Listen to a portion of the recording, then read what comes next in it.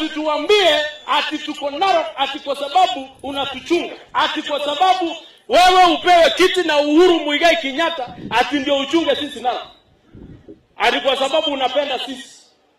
William Samoei Ruto, waje nikwambie, mapenzi hatutaki. Mapenzi pelekea bibi yako. Ambia William Samoei mapenzi yapelekea nani? Sisi watu ya Narok tuko na Mwenyezi Mungu ambaye ako juu.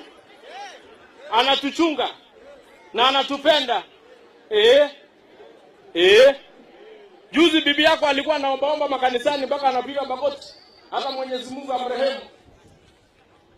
Akiomba leo, kesho unafanya dhambi nyingine. Akiomba kesho unafanya dhambi nyingine. Kwa nini unafanyika kazi ngumu bibi yako? Kwa nini hata wewe usihurumie bibi yako? Anakuombea kila siku. Hata mpaka mimi mwenyewe nahurumia yeye, sijui hata naambia yeye. Nilikuwa nimeandikia yeye SMS Rachel.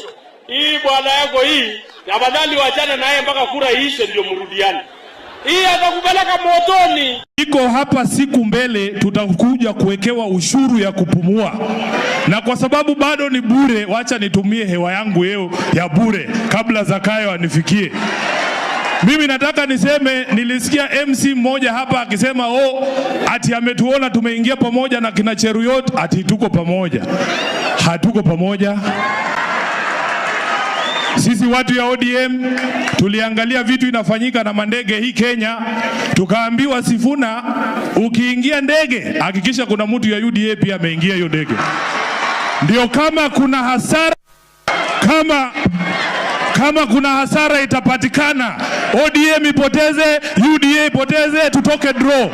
Ndio maana nimekuja na Cheruyot, hatuko pamoja. Mtu asikudanganye bwana.